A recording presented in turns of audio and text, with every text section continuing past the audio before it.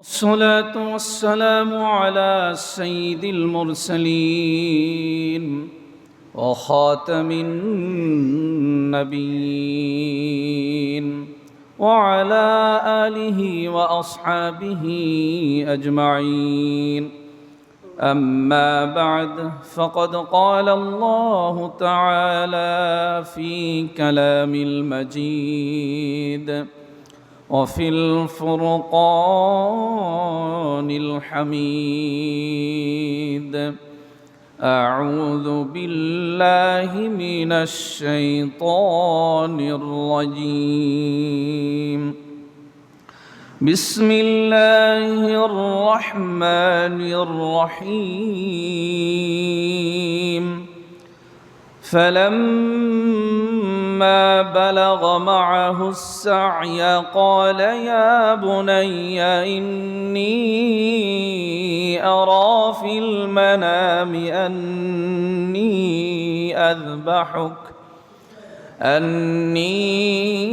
أذبحك فانظر ماذا ترى. قال يا أبت افعل ما تؤمر، ستجدني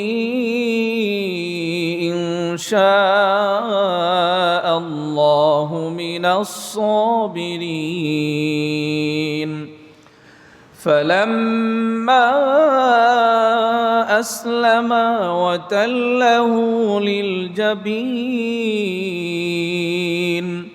وناديناه أن يا إبراهيم قد صدقت الرؤيا إنا كذلك نجزي المحسنين إن هذا لهو البلاء المبين وفديناه بذبح عظيم. سبحانك لا علم لنا إلا ما علمتنا إنك أنت العليم الحكيم.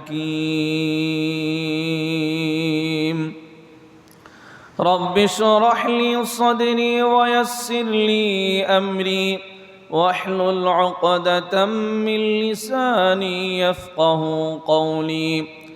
رب زدني علما رب زدني علما رب زدني علما। সকলে দিল থেকে মহব্বত নিয়ে জবান নেড়ে চেড়ে নবী করিম সাল্লাল্লাহু আলাইহি ওয়াসাল্লামের উপর দুরূদ শরীফ পড়ি। আল্লাহুম্মা সাল্লি আলা মুহাম্মাদ ওয়া আলা আলি মুহাম্মাদ কামা সাল্লাইতা আলা ইব্রাহিম ওয়া আলা আলি ইব্রাহিম إنك حميد مجيد. اللهم بارك على محمد وعلى آل محمد كما باركت على إبراهيم وعلى آل إبراهيم إنك حميد مجيد. ঐতিহ্যবাহী পীর কাশিমপুর উত্তরপাড়া বাইতুন নূর জামে মসজিদের সম্মানিত আগত মুসল্লিয়ানে কেরাম, আল্লাহ তাআলা আমাদেরকে জিলকদ মাসের শেষ জুমাতে মসজিদে আসার বসার কোরআন ও সুন্নাহ অনুযায়ী জীবন পরিচালিত হওয়ার জন্য আলোচনা শোনার এবং বলবার তৌফিক আল্লাহ তাআলা দিয়েছেন। সে মহান মনিবের দরবারে দিল উজাড় করে জবান খুলে শুকরিয়া আদায় করে বলি আলহামদুলিল্লাহ। লাখো কোটি দুরুদ আর সালাম বর্ষিত হোক সৈয়দুল মুরসালিন ইমামুল মুরসালিন ও রহমাতুল লিল আলামিন মুহাম্মদ আরবি মুহাম্মদুর রাসূলুল্লাহ সাল্লাল্লাহু আলাইহি ওয়াসাল্লামের উপর। সম্মানিত হাজিরিন, সামনেই আমাদের যে মাস আমাদের সামনে আসবে, আরবি মাস হিসেবে হলো জিলহজ। জিলহজ সম্পর্কে আমরা ইনশাল্লাহ আগামী জুমাতে আলোচনা করব। তবে জিলহজ আসার যখন আমরা আভাস পাই, তখনই সারা দেশে সারা পৃথিবীতে একটা চিত্র, একটা বিষয় আমাদের সামনে ভেসে আসে। সেটা হলো হজরত ইব্রাহিম আলাইহিসসালাতু ওয়াসসালাম হজরত ইসমাইল আলাইহিসসালাতু ওয়াসসালামের মাধ্যমে আল্লাহ তাআলা যে বড় একটা পরীক্ষা নিয়েছিলেন, কোরবানি, এই কোরবানির বিষয়টা আমাদের সামনে ভেসে আসে। তখন সারা পৃথিবীতে ওলামায়ে কেরাম এই বিষয়গুলোকে নিয়ে আলোচনা করতে থাকেন। তারই ধারাবাহিকতায় আমরাও আজকে সেই কোরবানি সম্পর্কে আলোচনা করব। সম্মানিত মুসল্লিয়ানে কেরাম, মুসলিম উম্মাহ, আমরা পূর্বের জুমাগুলোতে হজের আলোচনা করেছিলাম। এর মধ্যে ইব্রাহিম আলাইহিসসালাতু ওয়াসসালাম তার স্ত্রী হাজরা আলাইহিসসালাতু ওয়াসসালাম এবং সন্তান ইসমাইল আলাইহিসসালাতু ওয়াসসালামকে মক্কা নগরীতে রেখে চলে গেছিলেন, যেখানে কোনো ফল, ফসল, পানি, খাবার কোনো কিছুরই ব্যবস্থা ছিল না। আল্লাহ তাআলারও নির্দেশ ছিল যে তাদেরকে ওইখানে রেখে আসবে, তাদের দিকে তাকাবে না। হাজরা আলাইহিসসালাতু ওয়াসসালাম, ইব্রাহিম আলাইহিসসালাতু ওয়াসসালাম যখন তাদেরকে রেখে চলে যাচ্ছিলেন, তখনই হাজরা আলাইহিসসালাতু ওয়াসসালাম ডেকে বলছিলেন, আল্লাহর নবী ইব্রাহিম, এখানে বসবাসের কোনো অবস্থান নাই, খাবার দাবারের কোনো ব্যবস্থা নাই, বসতি নাই, এখানে আপনি রেখে চলে যাচ্ছেন।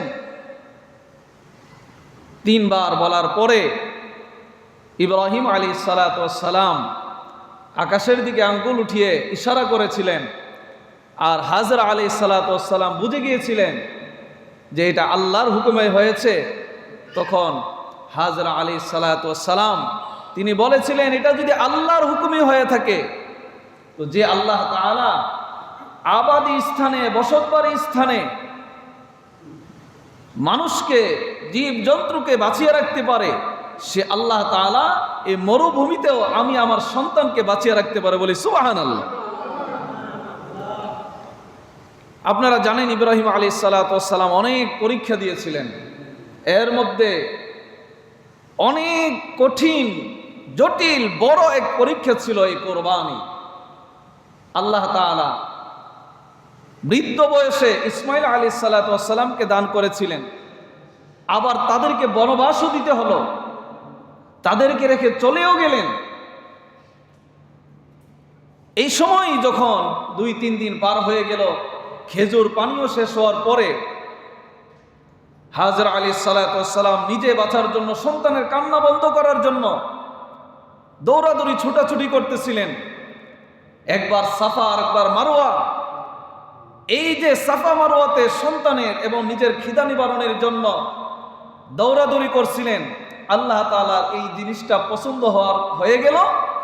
আর কিয়ামত পর্যন্ত সকল মুসলমানদের জন্য সাফা এবং মারওয়ার মধ্যে দৌড়াদৌড়ি করাটা আল্লাহ একটা হজের বিধান করে দিয়েছে, বলে সুবহানাল্লাহ। সম্মানিত হাজরিন, এখন হলো যখন ইব্রাহিম ইসমাইল আলাইহিসসালাতু ওয়াসসালামের বয়স 14তে উপনীত হলো, তখন আল্লাহ তাআলা তাকে স্বপ্নে দেখাইলেন, তোমার সবচেয়ে প্রিয় জিনিস কি করো তুমি? কোরবানি করো। তিনি এমনভাবে 100 উট, তারপরে 200 উট আল্লাহর রাস্তায় কোরবানি করলেন। তারপরে আল্লাহ তাআলা যখন স্বপ্নে দেখালেন, তার চেয়ে আরো প্রিয় জিনিস তুমি কোরবানি করো, ইব্রাহিম আলাইহিসসালাতু ওয়াসসালাম তখন বুঝতে আর বাকি রইলেন না যে আমার সবচেয়ে প্রিয় জিনিস তো হলো আল্লাহর কাছে চাওয়ার পরে আমাকে আল্লাহ তাআলা যে সন্তান দান করছিলেন, এই সন্তান আমার সবচেয়ে প্রিয়। আল্লাহ তাআলা তখন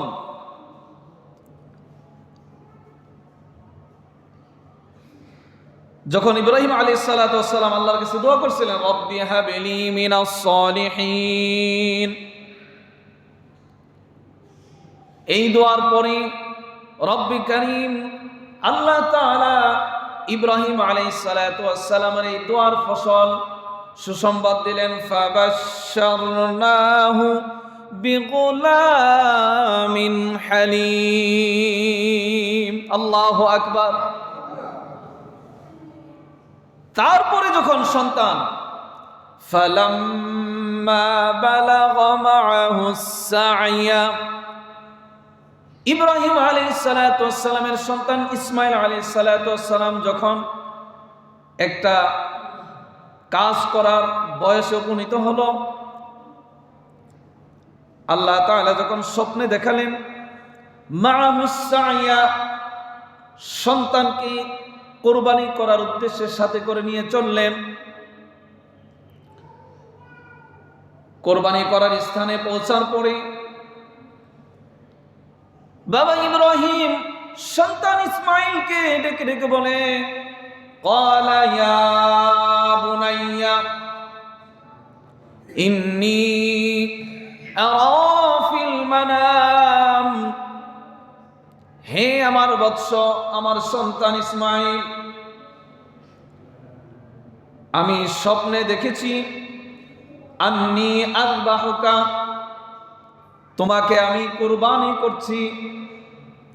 ফানজুর মাযা তারা,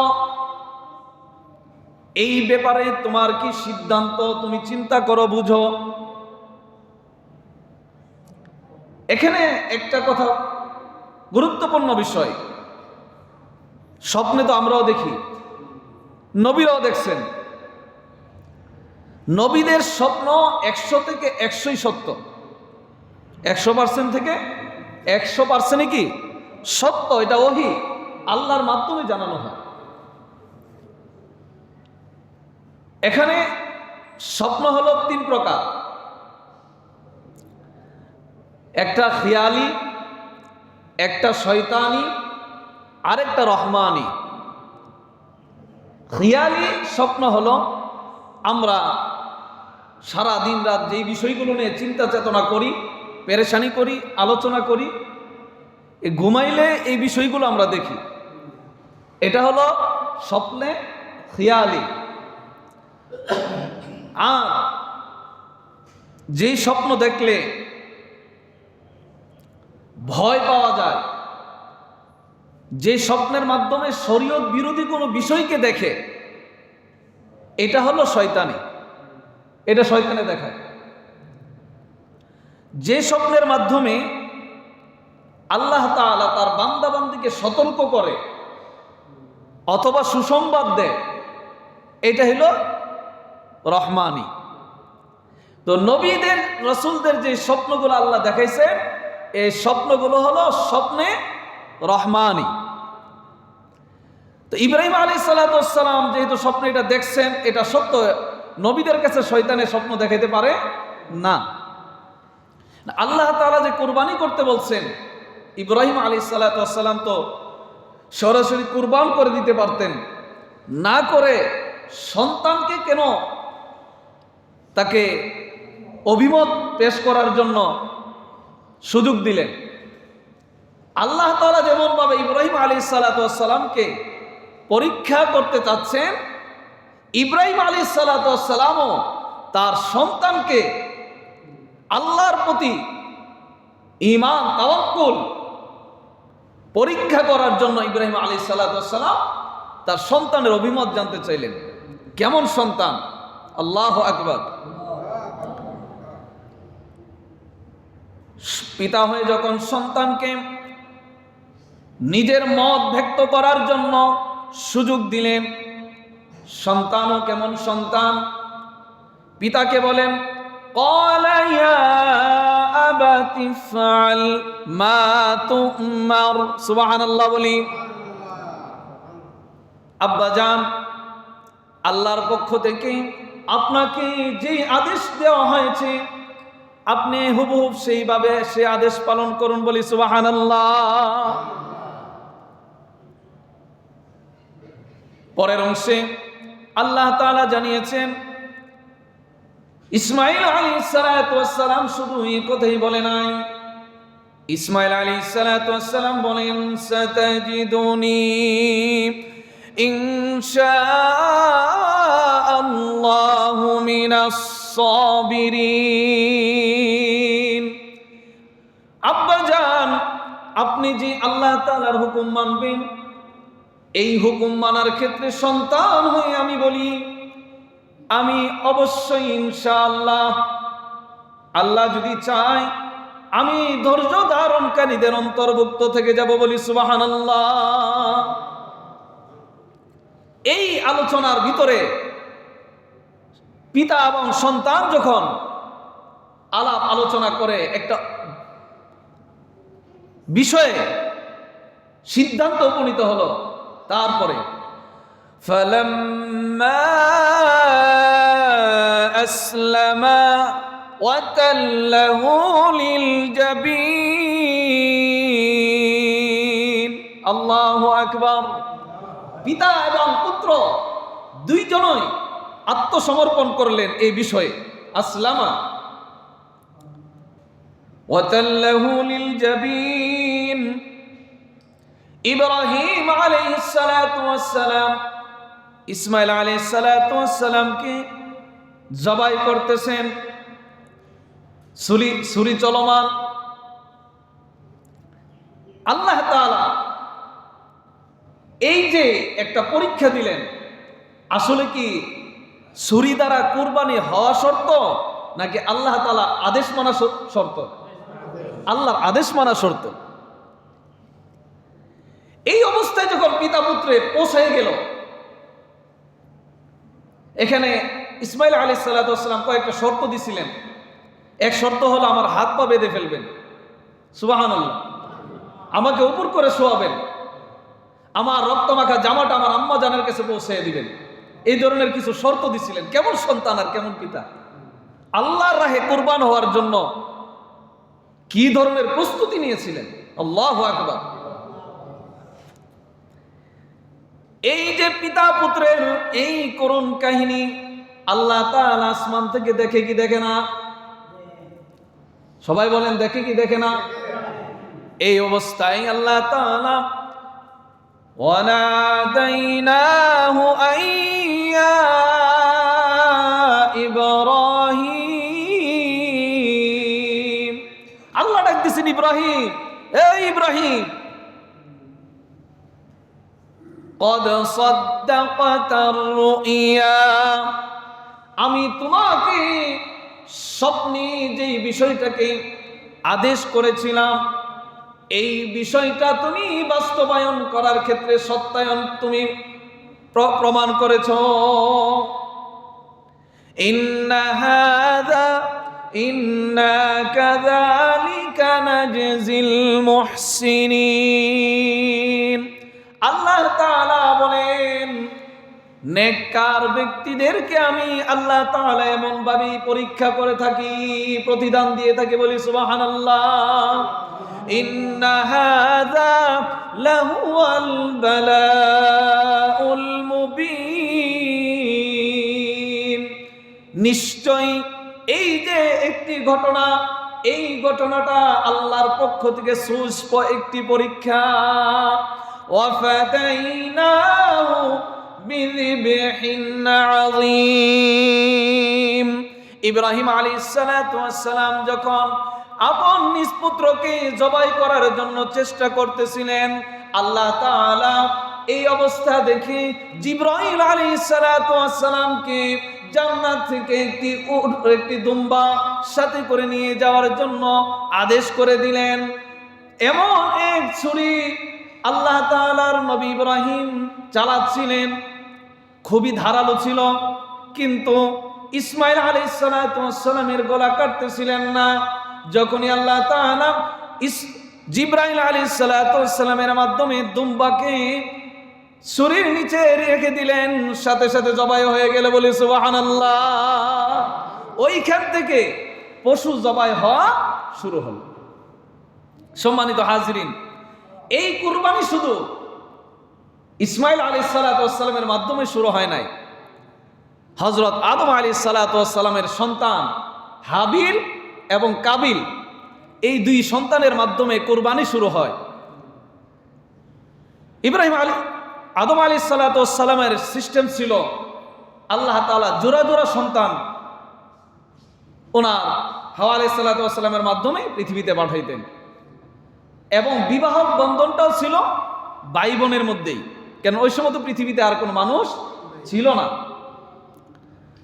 তবে আল্লাহ তাআলা বিধান করে দিয়েছেন, যেমন মনে করেন 2024 সালে যে ছেলে মেয়ে জন্মগ্রহণ করেছে, 2025 সালে যারা জন্মগ্রহণ করেছে, 24 সালের ছেলে 25 সালের মেয়ে, 24 সালের মেয়ে 25 সালের ছেলে, এইভাবে আল্লাহ বিধান করে দিয়েছেন। একসাথে তারা জন্মগ্রহণ করেছে, তাদের দ্বারা বিবাহ বন্ধ হবে না। কথা বুঝছেন আপনারা? এখন কাবিলের হাবিলের ভাগে যেই বোন পড়ছে, এই বোন হলো সুন্দরী, আর কাবিলের ভাগ্যে যে বোন পড়ছে ওই বোনের তুলনায় এই বোন একটু ভিন্ন। এখন কাবিল বলতেছে না আমি তাকে বিবাহ করব। আদম আলাইহিস সালাতু ওয়াস সালাম বলল, কি রে তুই কি বলস? এটা হলো আল্লাহর বিধান, আল্লাহ যেভাবে বলছে সেভাবেই তো এটা মানতে হইব। না, এটা কি আর আল্লাহর বিধান? এখন আপনি আপনার হাবিল ছেলেরে বেশি পছন্দ করেন, মহাব্বত করেন বিদায় হেরে সুন্দরীটা দিয়ে দিতেছেন, আর আমারে এর থেকে ভিন্নটা দিতেছেন, এইটা আপনি বানাইছেন যুক্তি। হযরত আদম আলাইহিস সালাতু ওয়াস সালাম বলেন, আরে আল্লাহর বিধানের সাথে আল্লাহর নবী রাসূলদের সাথে কোনো যুক্তি চলে?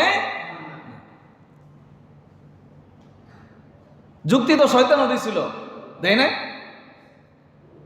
খলাকতানি মিন নার ওয়া খলাকতাহু মিন তিন ক্বালা আনা খায়রুম মিন। শয়তান বলেছিল, আল্লাহ তাআলা যখন সকল ফেরেশতাদেরকে আদমকে সিজদা করার জন্য বলেছিলেন, সকল ফেরেশতারাই সিজদা করেছিল। শয়তান এখানে যুক্তি দিছে যে আমি তার থেকে উত্তম, কারণ হইল আমি আগুন দ্বারা তৈরি, আমি উপরে থাকি, আমার উপরের দিকে ওঠা, আর তাকে মাটি দ্বারা বানাইছেন, তার কাজ হলো নিচের দিকে। ও যুক্তি, উপরে উঠলে বুঝি কি, উপরে উঠলেই কি বড় দামি নাকি? শয়তান অনেক যুক্তি দিয়েছিল, শয়তানও এই যুক্তির কারণে পিছনে পড়ছে। শেষ পর্যন্ত একটা বিধান হলো তোমরা কোরবানি করো, এই কোরবানির মাধ্যমে এরা যাচাই বাছাই হবে কে কাকে পাবে। তখন আদম আলাইহিস সালাতু ওয়াস সালাম দুইজনকে কোরবানির কথা বলে তিনি মক্কাতে চলে গেলেন। চলে যাওয়ার পরে তখন দুইজনে কোরবানি দিল। কোরবানি দেওয়ার পরে হাবিলের কোরবানি কি হয়েছে? কবুল হয়েছে। কাবিলের কোরবানি কবুল হয় নাই। তো এখন তো অনায়াসেই নবীজি যেটা ফয়সালা করছিলেন, আল্লাহ যেটা বিধান করছিলেন, এটার উপরে কি কাজ হবে? এখানে এসা কাবিল কোনা আমার তাকে বিয়ে করতে হইব, আর নাইলে তোর মারেলাম। শেষ পর্যন্ত সে যেই সিদ্ধান্ত অটল ছিল, এই সিদ্ধান্তে অটল থেকেই হাবিলকে কি করলেন? হত্যা করে ফেললেন। তো ইতিহাসবিদগণ এটাকে এভাবে ব্যাখ্যা করছেন যে 1 বছর পর্যন্ত তিনি এই লাশকে নিয়ে ঘুরতেছিলেন, পচেও না গলেও না। তারপরে আল্লাহ তাআলা তার পক্ষ থেকে, সূরা মায়েদার মধ্যে এটা তাফসীর আছে, আমি বিস্তারিত বলতে চাচ্ছি না, আল্লাহ তাআলা 2টা কাক পাঠাইলেন, তাদেরকে মারামারি সংগঠন করাইলেন, একটাকে মেরে ফেললো, আরেকটা কাক মাটিকে খুঁড়ে ওই কাকটাকে ঢেকে দিলেন। তখন কাবিলকে ঘিরে এই যে কাক আল্লাহ পাঠাইছে, এই কাকের যে বুদ্ধি আছে আমার তো সেই বুদ্ধিও নাই। তো পৃথিবীতে যারা ঈমান আনছে, ঈমানের উপর অটল থাকে, নামাজ কালাম শরীয়তের বিধি বিধান মানে, তাদেরকে অনেক শিক্ষিতরা বোকা মনে করে আর নিজেদেরকে কি মনে করে? শিক্ষিত মনে করে। আসলে কি যারা আল্লাহর বিধিবিধানকে মানে না তারা যতই শিক্ষিত হোক তারা বুদ্ধিমান, নাকি যারা আল্লাহর বিধিবিধান মানে তারা বুদ্ধিমান? যারা বিধিবিধান মানে তারাই বুদ্ধিমান। সম্মানিত হাজিরিন, তাহলে এই কুরবানির ইতিহাস আদম আলাইহিসসালাতু ওয়াসসালাম থেকে শুরু করে ইব্রাহিম আলাইহিসসালাতু ওয়াসসালাম থেকে সংগঠিত হয়ে মুহাম্মদুর রাসূলুল্লাহ সাল্লাল্লাহু আলাইহি ওয়াসাল্লাম পর্যন্ত এটা আসছে। আর এর থেকে কিয়ামত পর্যন্ত এই আমলটা কি চলতেই থাকবে। তবে এই কোরবানি করতে গেলে আমাদের চারটা বিষয়কে মানতে হবে। কয়টা বিষয়? সকলে বলেন কয়টা বিষয়? চারটা। এক নাম্বার হলো পরিশুদ্ধ নিয়ত, পরিশুদ্ধ নিয়ত। দুই নাম্বার হলো হালাল উপার্জন। তিন নাম্বার হলো শরীয়ত মোতাবেক। চার নাম্বার হলো রিয়ামুক্ত। এই চারটা শর্ত মেনে আমাদেরকে এই ফজিলতপূর্ণ ইবাদতটাকে আমাদের সংগঠিত করতে হবে। আল্লাহ তাআলার নবী হাবিবে কিবরিয়া মুহাম্মদুর রাসূলুল্লাহ সাল্লাল্লাহু আলাইহি ওয়াসাল্লামকে আল্লাহ তাআলা শিক্ষা দিয়েছেন। নবী আপনি বলেন, কুল ইন্না সালাতি ওয়া নুসুকি ওয়া মাহইয়ায়া ওয়া মামাতি লিল্লাহি রাব্বিল আলামিন। এমনই ভাবে নবীজি আপনি আপনার উম্মতকে বর্ণনা করে দেন, আমার নামাজ, আমার কোরবানি, আমার জীবন, আমার মরণ, সমস্ত কিছু বিশ্বের প্রতিপালক আল্লাহ তাআলার জন্য। এই বিষয়টাকে আপনি সকলের কাছে বলে দেন। কারণ হলো যে যত কিছুই করবে সকল কিছু কার জন্য হইতে হবে? সকলে বলেন আল্লাহর জন্য। কার জন্য? সকল কিছু, যত ইবাদত, যত আমল কার জন্য হওয়া লাগবে? আল্লাহর জন্য হওয়া লাগবে।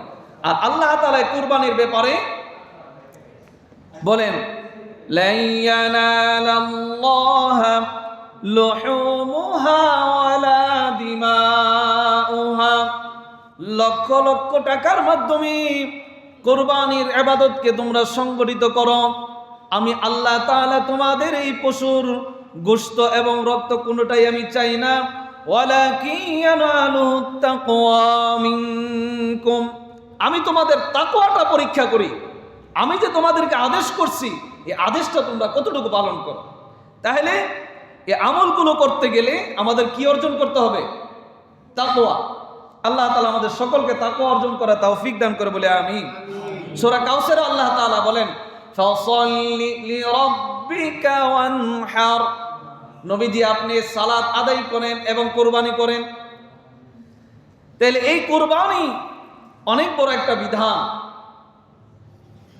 এখন হলো এই যে তিনটা শর্ত আমাদেরকে ঠিক করতে হবে। এক নম্বর হলো পরিশুদ্ধ নিয়ত। এই নিয়ত ব্যাপারে বুখারী শরীফের প্রথম হাদিসেই ইমাম বুখারী রাহমাতুল্লাহ আলাইহি নিয়ে আসছেন, ইন্নামাল আমালু বিন্নিয়াত। এটা আমরা আলেম গায়রে আলেম সবাই অন্তত অর্থটা জানি, অনেক আরবিটাও জানি, কিন্তু এটার মিনিংটা বুঝতে হবে।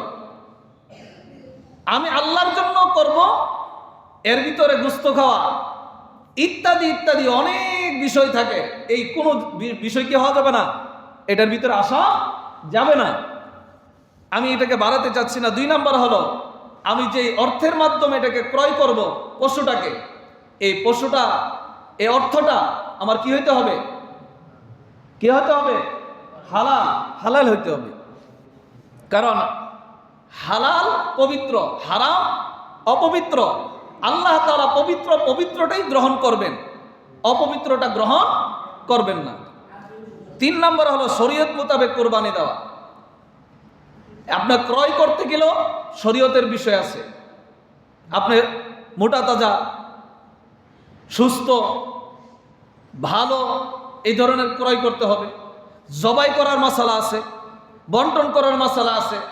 বিভিন্ন বিষয়ে সকল বিষয় যেন কি হয়, শরীয়ত মোতাবেক হয়, শরীয়তের বাইরে যেন না হয়। বিশেষ করে রিয়ামুক্ত করা। আমরা ফেসবুকে প্রচার করি, বিভিন্ন জায়গায় ঘোরাফেরা করাই, এই ধরনের অনেক বিষয় আছে যেটা মানুষকে দেখানো লৌকিকতা। এ আমল করতে গিয়ে লৌকিকতা করা যাবে না। এখানে একটা বিষয় হলো, আমরা কোরবানিটাকে যতটা প্রাধান্য দেই, কোরবানি কি কারো মতে ওয়াজিব, কারো মতে সুন্নাত, ফরজ না, কিন্তু 5 ওয়াক্ত নামাজ আদায় করা কি ফরজ, হজ আদায় করা কি ফরজ, যাকাত দেওয়া কি ফরজ। এই ধরনের আরো অনেক বিধান রয়েছে, কোরবানি থেকে আরো গুরুত্বপূর্ণ। আমরা কোরবানি মজা পাই কারণ হলো কোরবানি আমরা নিজের জন্যই দেই। কার জন্য দেই? আপনারা স্বীকার করেন না কেন? কোরবানি আমরা নিজের জন্য দেই, কারণ এটাতে জবাই দিলে আল্লাহর নামে, কিন্তু খায় কারা? আমরা। এটা লাভ আছে, এই কারণে আমরা এটাকে গুরুত্ব দিয়ে আদায় করি। অন্য অন্য বিধানগুলো আমরা গুরুত্ব দেই না। অতএব যারা আল্লাহ তাআলার গোলাম, বান্দাবান্দি, সকলেই আল্লাহর বিধান সকলটাকে প্রাধান্য দিবে। আল্লাহ তৌফিক দান করে বলে আমিন। তাহলে রিয়ামুক্ত, এই রিয়ামুক্তর ব্যাপারে আপনার তিরমিজি শরীফের 2382 নম্বর একটা প্রসিদ্ধ হাদিস আছে। সুফাই আল আসবাহি রহমতুল্লাহ আলাই বিখ্যাত তাবী ছিলেন। তিনি একবার মদিনাতে গেলেন, যাওয়ার পরে অনেক লোক সমাবেত করে বসে আছেন। তো তিনি জিজ্ঞেস করলেন যে এখানে কে, ব্যাপার কি? তো তাকে উত্তর দেওয়া হলো যে এখানে আল্লাহর নবী সাহাবী আবু হুরায়রা রাদিয়াল্লাহু তাআলা আনহু দর্শ দিচ্ছেন। তো তিনি যে বসলেন, আলোচনা দর্শ শেষ হওয়ার পরে সুফাই আল আসবাহি রহমতুল্লাহ আলাইহি বললেন যে আবু হুরায়রা, আপনি আমাকে এমন একটা হাদিস বর্ণনা করেন যে হাদিসটা নবীজি স্বয়ং আপনাকে সরাসরি বর্ণনা করছেন।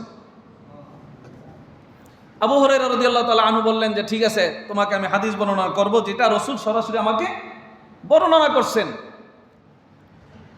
আমি সংক্ষেপে বলি, তিনি একে একে 4 বার হাদিসের প্রথম অংশ যে রাসূল আমাকে বর্ণনা করছেন, আমি এই ঘরের মধ্যে ছিলাম, আমরা 2 জন ছাড়া আর কেউ ছিল না, এই অংশ বলার পরে একে একে 4 বার তিনি বেহুশ হয়ে গেলেন, অজ্ঞান হয়ে গেলেন। 5 বারের সময় তিনি আবার যখন বেহুশ হতে যাচ্ছিলেন, তিনি ধরে সিনার সাথে লাগিয়ে তেক লাগিয়ে বসালেন। তখন আবু হুরায়রা রাদিয়াল্লাহু তাআলা আনহু এই প্রসিদ্ধ এক হাদিস তিনি বর্ণনা করলেন, যেটা উলামায়ে কেরাম থেকে আপনারা শুনেছেন। আবু হুরায়রা রাদিয়াল্লাহু তাআলা আনহু বলেন, কিয়ামতের ময়দানে আল্লাহ তাআলা 3 শ্রেণীর ব্যক্তিদেরকে ডাকবেন বিচার দিবসে। এক শ্রেণীর লোক হলো যারা কোরআনকে জমা করে, অর্থাৎ আলেম বোঝানো হয়েছে এখানে, হাফেজে কোরআন, আলেম, তাদেরকে বোঝানো হয়েছে। তাদেরকে ডেকে বলবেন যে আমি যে তোমাদেরকে ইলম দিয়েছিলাম, এই ইলম দ্বারা তোমরা কতটুকু আমল করেছিলে? তারা বলবে আল্লাহ তাআলা আমরা তো অনেক আমল করছি। তারা তাদের মতো পেশ করবে, আল্লাহ তাআলা বলবে না, মিথ্যা বলছো। তোমাদেরকে পৃথিবীর বুকে মানুষে বড় বক্তা বলবে, বড় আলেম বলবে, বড় বুজুর্গ বলবে, তোমাদের প্রশংসা করবে। এই প্রশংসা করানোর জন্য তোমরা ইলম অর্জন করেছিলে, প্রচার করেছিলে। হাদিস শরীফের মধ্যে আসছে, পাগুলো উপর দিকে উঠায়া মাথা নিচে দিয়া শেষ রায়ে জাহান্নামে পাঠাবে। বলি নাউজুবিল্লাহ। আল্লাহ তাআলা ওই ধরনের হাফেজ আলেম হওয়া থেকে আমাদেরকে হেফাজত করেন বলে আমিন। দ্বিতীয় ব্যক্তি হলো তারা, ওই ব্যক্তি যাদেরকে আল্লাহ তাআলা সম্পদ দিয়েছিলেন, এই সম্পদ তারা দানও করেছিল। আল্লাহ সম্পদ দিছে, তারা দানও করছে। এই ব্যক্তিকে জিজ্ঞাসা করবে, আমি যে তোমাকে সম্পদ অর্থ দিয়েছিলাম, এই অর্থ দ্বারা তুমি কি করছো? সে বলবে, আল্লাহ যখনই মসজিদের নির্মাণ কাজ চলছে আমি দিছি, মানুষ অসহায় ছিল তাদেরকে দান করছি, জিহাদের ময়দানে দান করছি, আপনার দ্বীনের যেই কাজে লাগে আমার কাছে খবর আসলে আমি দান করছি। দিন প্রতিষ্ঠার জন্য, আপনার সন্তুষ্টির জন্য করছে? আল্লাহ বললেন না। তুমি তো দানবীর লকব পাওয়ার জন্য, মানুষ থেকে সম্মান অর্জন করার জন্য তুমি এই কাজ করেছিলে, তুমি এটা পেয়ে গেছো, তুমি জাহান্নামে যাও। 3 নাম্বার হলো আল্লাহ তাআলা বান্দা বান্দীদের মধ্যে যারা শহীদ হয়েছেন দিনের জন্য, জীবনটাই দিয়ে দিচ্ছেন। কোরবানিতে অর্থ ব্যবহার হয়, তারপরে দান সদকার মধ্যে অর্থ ব্যবহার হয়, জিহাদের মধ্যে কি শুধু অর্থ ব্যবহার হয় না, পুরো জানটাই ব্যবহার হয়। শহীদ যারা হয়েছেন তারা তাদের অর্থ দিছেন, সময়ও দিছেন, পাশাপাশি তার জানটাও দিয়ে দিছেন। এই শহীদদেরকে আল্লাহ তাআলা বলবেন, তোমাদেরকে যে আমি এই জান দিয়েছিলাম, এর দ্বারা তোমরা কি করছো? আল্লাহ, আমাদের জানটাই তো আপনার দিনের জন্য দিয়ে দিছি। আল্লাহ বলবে, না, পৃথিবীর বুকে তোমাদেরকে বড় শহীদ, বীর মুক্তিযোদ্ধা, বীর উত্তম শহীদ ইত্যাদি নামে তোমাদেরকে ভূষিত করবে। এই নাম কোরআনের জন্য তোমরা শহীদ হয়েছিলে। আজকে এই যেই উদ্দেশ্যে তোমরা শহীদ হয়েছ, যুদ্ধ বিদ্রোহ করছো, জিহাদ করছো, এটা তোমরা পেয়ে গেছো। আজকে তোমাদের পাওয়ার মতো কিছু নাই, যা পাবা সেটা হলো জাহান্নাম। বলি নাউজুবিল্লাহ। সম্মানিত হাজিরিন, এই রিয়া মুক্ত আমলের জন্য আপনাদেরকে তিরমিজি শরীফের 2382 নম্বর হাদিসের যে কঠোর অবস্থাটা আপনাদের কাছে বর্ণনা করলাম। অতএব এই জিলহজ মাসে অনেকগুলো আমল সংগঠিত হয়, হজ সংগঠিত হয়, এর মধ্যে সালাত সংগঠিত হয়, বিশেষ করে কুরবানি সংগঠিত হয়। অতএব বিশেষ করে আপনার জিলহজ মাসের 1 তারিখ থেকে নিয়ে 9-10 তারিখ পর্যন্ত যারা আপনার কুরবানির ইচ্ছা করবেন, কুরবানি দিবেন, তাদের জন্য একটা আলাদা আমল হলো, তারা চুল, নখ এগুলো ইত্যাদি কি করবে না, কর্তন করবে না, পরে করবে। এবং এই 10 দিন বেশি বেশি করে আমল করবে অন্য সময় থেকে। ইনশাল্লাহ জিলহজের ফজিলত, করণীয় বর্জনীয় বিষয়গুলো ইনশাল্লাহ আমরা আগামী জুমাতে আলোচনা করব। আল্লাহ তাআলা আমাদের সকলকে এই কোরবানি, আল্লাহর রাহে কোরবানি করার তৌফিক দান করে বলে আমিন। আমরা যারা সুন্নত পড়ি না, সুন্নত পড়ি।